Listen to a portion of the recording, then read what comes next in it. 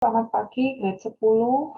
Video ini adalah video pembahasan soal-soal tugas 6 ambil dari buku interaktif Intan Pariwara halaman 34 sampai 35. Kita mulai dari soal nomor 1, UK1 bagian A. Soal nomor 1. Perusahaan kopi kemasan merek A merupakan satu-satunya pembeli komoditas kopi petani di satu wilayah. Dalam membeli hasil panen kopi, perusahaan tersebut menetapkan spesifikasi dan standar yang ketat demi menjaga mutu dan kualitas kopi.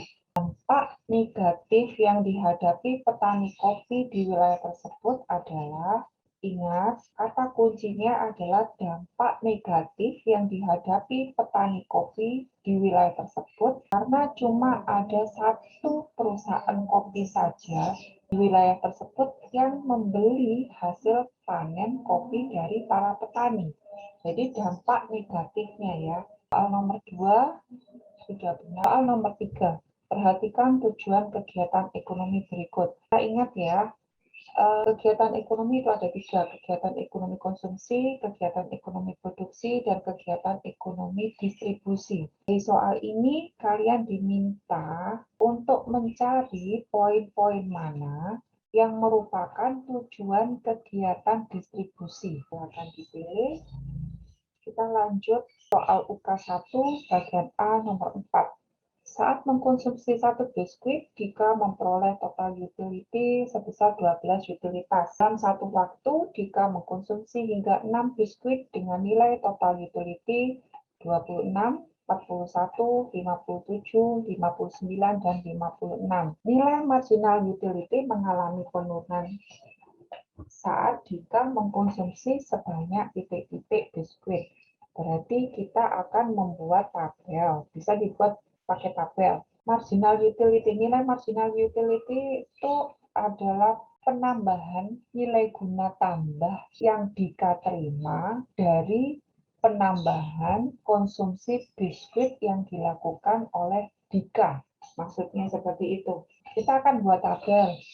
Misalnya biskuit, ini TU, ini MO. Pada saat Dika mengkonsumsi 1, total utility-nya adalah 12. Pada saat Dika mengkonsumsi 2 biskuit, total utility-nya adalah 26. Pada saat 3 biskuit yang dikonsumsi, total utility-nya adalah 41. 4 berarti 57, 5, 59, 6 biskuit, itu 56. Yang ditanyakan jelas sekali tulisannya. Yang ditanyakan adalah nilai marginal utility. Jadi penambahan konsumsi dari 1 ke 2. Berarti ada tambah 1 biskuit. Marginal utility-nya berapa? Nilai marginal utility-nya berapa? Dari 12 ke 26. Ya, kemudian ini cuma 1 biskuit, tambahnya 1. Total utility-nya bertambahnya berapa? Dari 2 ke 3. Kemudian dari konsumsi biskuit ketiga ke 4. Marginal utility-nya berapa? Kita lihat dari total utility 41 ke 57. 16. Penambahan nilai marginal utility-nya adalah 16. Kemudian dia tambah lagi konsumsi biskuitnya menjadi 5 biskuit. Marginal utility-nya berapa? Dari 59, dari 57 ke 59. Seperti ini. Jadi MU-nya, MU, marginal utility, atas konsumsi biskuit ini turun pada saat mengkonsumsi berapa biskuit? Nah, silakan dijawab. Pada soal 4 ini, total utility dinyatakan dalam bentuk kuantitatif atau angka. Kalau berdasarkan teori perilaku konsumen, ini merupakan teori kardinal. Kita lanjut. Nomor 5 sudah benar. Nomor 6. Kita lanjut nomor 6. Ciri-ciri pasar barang dan pasar faktor produksi. Ingat, waktu kita gambar circular flow diagram, itu ada 2 jenis pasar ya. Ada pasar barang. Pasar barang itu istilah lainnya adalah pasar output. Yang kedua adalah pasar faktor produksi. Istilah lainnya adalah pasar input. Yang ditanyakan adalah ciri-ciri pasar faktor produksi tenaga kerja. Ya, ini ada namanya pasar barang barang dan pasar faktor produksi. Contohnya nomor 1 di kolom A. Permintaan datang dari rumah tangga produsen. Ini merupakan ciri-ciri pasar faktor produksi tenaga kerja. Ya, tenaga kerja itu yang memerlukan adalah rumah tangga produsen. Nomor 2 di kolom A. Permintaan datang dari rumah tangga konsumen. Pastinya salah, karena yang meminta faktor produksi tenaga kerja adalah rumah tangga produsen. Penawaran datang dari rumah tangga konsumen. Nah, rumah tangga konsumen menawarkan jasanya atau tenaganya kepada rumah tangga produsen. Penawaran datang dari rumah tangga produsen, yang menawarkan adalah rumah tangga konsumen. Proses produksi menggunakan sumber daya manusia. Ya, yang dijual adalah sumber daya manusia atau tenaga. Kalau jasanya adalah upah, ya, gaji, seperti itu. Kalau di circular flow diagram. Kemudian yang nomor 3, proses produksi menggunakan mesin canggih. Kalau ini bukan faktor produksi tenaga kerja, tapi masuk dalam mesin atau teknologi. Jadi yang benar, yang merupakan ciri-ciri faktor produksi tenaga kerja adalah A1, A3, dan B2. Oke. Kita lanjutkan nomor 7. Nomor 7 sudah benar, nomor 8 sudah benar, nomor 9. Soal nomor 9, pada soal nomor 9 disajikan data. Data ini adalah data biaya yang dikeluarkan oleh produsen sepatu asal Bandung untuk memproduksi sepatu sebanyak 80 pasang. Nah, ini adalah biaya-biaya yang dikeluarkan. Ada bahan baku, sewa tempat usaha, biaya sewa internet, bonus tenaga kerja, dan biaya listrik. Yang ditanyakan adalah besarnya biaya tidak tetap rata-rata atau average variable cost (AVC). Ingat, variable cost adalah biaya yang dikeluarkan oleh perusahaan. Bagaimana nilainya? Berubah-ubah sesuai dengan jumlah kuantitas yang diproduksi. Ya, jadi dari data ini yang merupakan variabel cost yang mana? Total variabel cost bahan baku. Kenapa bahan baku? Coba kalau misalnya Adrian memproduksi 10 donat, berapa bahan baku yang digunakan? Misalnya tepungnya berapa, telurnya berapa, mesinnya berapa. Kemudian kalau misalnya Adrian memproduksi 1000 donat, berapa bahan baku yang diperlukan untuk tepung, telur, ataupun mesin? Pastinya jumlahnya berbeda, kan? Demikian juga dengan biaya bahan baku yang dikeluarkan. Misalnya dalam 1 bulan, pasti berbeda. Kalau sewa tempat usaha, misalnya 1 tahun 4 juta, ya sudah 1 tahun itu 4 juta terus. Jadi berapapun donat yang diproduksi, entah itu 1000, atau 100, atau 500, sewa tempat usahanya dalam 1 tahun tetap 4 juta. Ya, pasang internet, misalnya pasang internetnya dalam 1 bulan 350. Nah, dalam 1 bulan itu misalnya bisa memproduksi 500 donat, 200 donat, atau 1000 donat, tetap biaya pasang internet atau misalnya biaya bulanan internet 350, ya tetap sejumlah tersebut. Tidak berubah. Jadi tidak terpengaruh oleh jumlah produksi yang dihasilkan. Kalau misalnya sepatu seperti itu juga sama. Bahan baku yang digunakan apa? Misalnya apa ya? Kulit, lem, dan lain sebagainya. Itu. Jadi kalau mencari AVC, berarti TVC total variable cost-nya dibagi dengan jumlah kuantitas atau kuantitas yang diproduksi. Seperti itu. Lanjut ke nomor 10, sudah benar. Nah, ini ada UK 2, bagian A nomor 1. UK 2 nomor 1. Jika produsen dalam negeri mampu mengambil manfaat dari perkembangan zaman, kebebasan perdagangan dengan dunia luar berdampak positif dalam bentuk, ini maksudnya yang inti pertanyaan, kata kuncinya adalah dampak positifnya bagi produsen jika ada kebebasan perdagangan di luar. Ini jawabannya C. Kalau banyaknya impor barang dari luar, ini mungkin dampak negatifnya ya. Jadi produk dalam negeri akan kalah bersaing. Seperti itu kalau dampak negatifnya seperti itu. Jawaban yang benar adalah tingginya persaingan antar produsen. Kenapa di sini bisa menjadi dampak positif? Tinggi persaingan, adanya persaingan kok bisa berdampak positif? Alasannya adalah dengan adanya persaingan ini produsen akan berusaha memproduksi dengan kualitas dan kuantitas yang tinggi. Yang diuntungkan siapa? Yang diuntungkan produsen juga untung karena barangnya akan semakin bermutu atau berkualitas. Bagaimana dengan konsumennya? Konsumennya juga akan diuntungkan. Jadi konsumen akan banyak pilihan terhadap barang-barang yang kualitas. Seperti itu. Kita lanjut kedua, nomor 2 sudah benar. Soal nomor 3, kegiatan konsumsi dilakukan oleh rumah tangga keluarga. Rumah tangga keluarga ini maksudnya rumah tangga konsumen ya. Rumah tangga perusahaan dan rumah tangga pemerintah. Ini berarti 3 pelaku. Contoh kegiatan konsumsi yang dilakukan rumah tangga pemerintah. Kegiatan konsumsi berarti menghabiskan nilai guna barang. Menghabiskan nilai guna barang bisa habis sekali pakai ataupun bisa habis dalam penggunaan yang berulang, mendorong peningkatan produksi di bidang pertanian dalam negeri. Ini termasuk kegiatan produksi. Modal dalam suatu investasi usaha di beberapa negara lain. Melakukan ekspor ikan segar karena hasil tangkap ikan dalam negeri berlebih. Ini berarti kegiatan produksi, memberi subsidi kepada perusahaan besar, terutama perusahaan berstandar ekspor, memberikan subsidi konsumsi pemerintah, membangun infrastruktur transportasi untuk mempermudah distribusi kebutuhan pokok. Ini kegiatan produksi. Jadi jawabannya adalah kita lanjut soal berikutnya. Nomor 4 sudah benar, nomor 5 sudah benar, 6. Nah, tugas 6, buka 2 nomor 6, 7, 8, 9, dan 10, kita harus memahami circular flow diagram. Coba kita buka lagi PPT kita yang sudah saya share ke Classroom. Coba perhatikan circular flow diagram berikut. Apa sih circular flow diagram itu? Circular flow diagram adalah interaksi timbal balik dalam kegiatan ekonomi yang membentuk sistem tertentu diwujudkan dalam arus melingkar. Nah, ini diagramnya.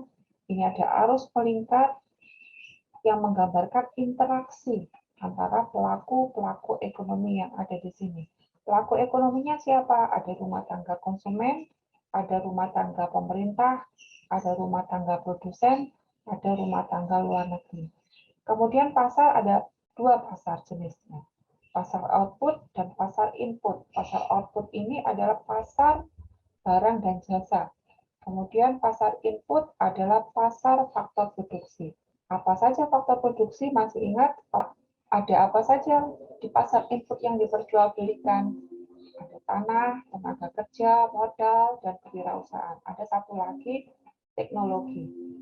Seperti itu. Coba kita perhatikan dari 2 rumah tangga dulu, rumah tangga konsumen dan rumah tangga produsen. Satu alur dulu, kita ambil alur ini. Oke, alur ini. Di sini alur ini menggambarkan apa ya? Ada interaksi apa antara konsumen, rumah tangga konsumen dengan rumah tangga produsen.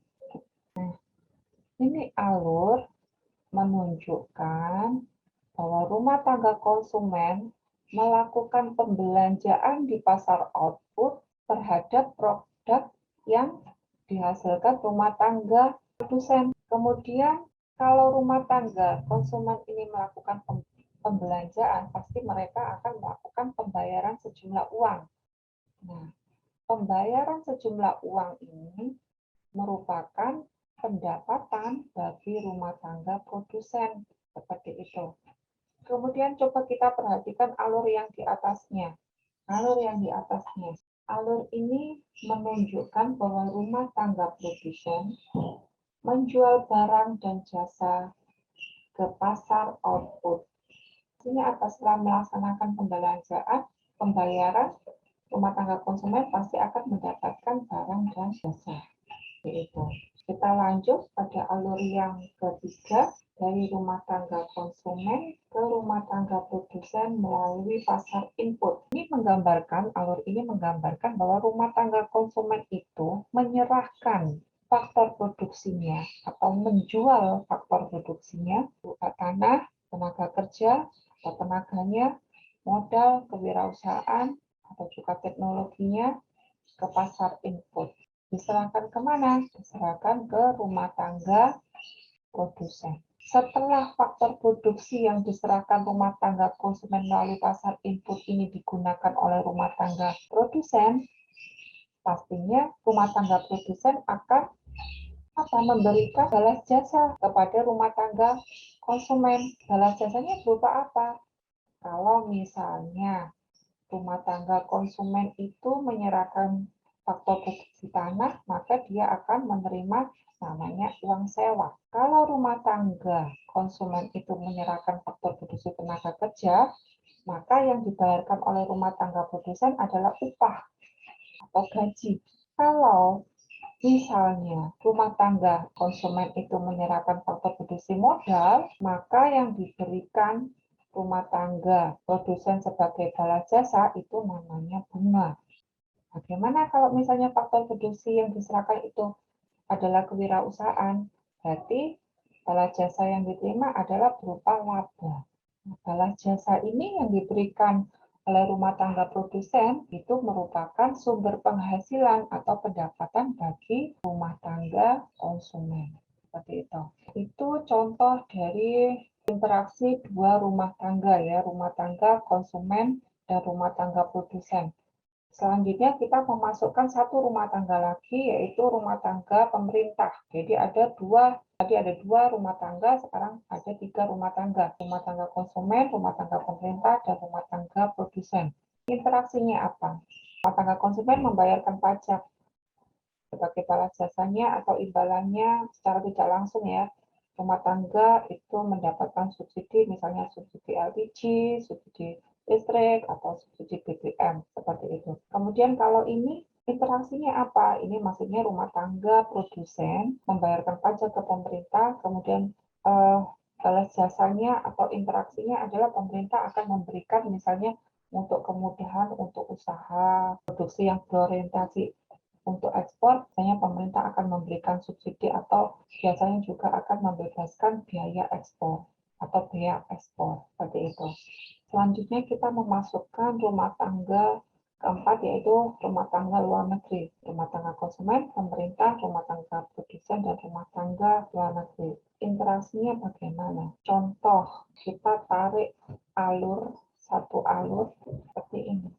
Kita ambil satu alur di sini. Interaksi apa yang terjadi antara rumah tangga konsumen dengan rumah tangga luar negeri melalui pasar input? Pastinya dijual atau yang dipasarkan di pasar input adalah pastinya yang dijual oleh rumah tangga konsumen di pasar input adalah faktor produksi. Faktor produksi ini ya, tenaga, tanah, modal, kewirausahaan, dijual ke pasar input, kemudian diekspor ke luar negeri.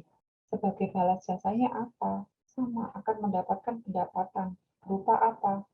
Sewa, upah, dan laba. Ini istilahnya rumah tangga konsumen mengekspor faktor produksi melalui pasar input ke masyarakat luar negeri. Ekspor faktor produksi, tenaga kerja, tanah, modal, kewirausahaan. Misalnya apa sih contohnya apa? Misalnya ini rumah tangga konsumen mengirimkan tenaga kerja Indonesia ke luar negeri. Contohnya seperti itu. Balas jasanya apa? Mereka akan mendapatkan upah atau gambarannya seperti itu. Bagaimana dengan interaksi rumah tangga konsumen dengan masyarakat luar negeri di pasar output? Interaksinya adalah misalnya masyarakat Indonesia melakukan pembelanjaan produk impor. Coba kita lihat interaksi antara rumah tangga konsumen dan masyarakat luar negeri di pasar output.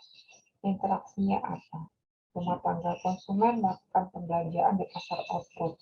Kalau belanja di pasar output barang dalam negeri, interaksi rumah tangga konsumen dengan masyarakat luar negeri di pasar output. Ini ada gambar alur pembelanjaan. Berarti rumah tangga konsumen membeli barang dan jasa pasar output terhadap barang-barang impor. Bagaimana dengan interaksi rumah tangga produsen dengan masyarakat luar negeri di pasar output? Contohnya ini, kita ambil ini. Contohnya adalah rumah tangga produsen menjual barang dan jasa di pasar output, kemudian mengekspor ke luar. Contohnya seperti itu. Sebagai balas jasanya pastinya rumah tangga luar negeri juga akan membayarkan jumlah uang, jumlah pembayaran atas barang jasa yang diterima dari rumah tangga produksi dalam negeri ini. Gambarnya kurang ya. Contohnya seperti itu. Oke, penjelasan sirkular flow diagram ini semoga bisa membantu menjawab pertanyaan soal nomor 7, 8, 9, dan 10 di muka 2. Selamat mengerjakan.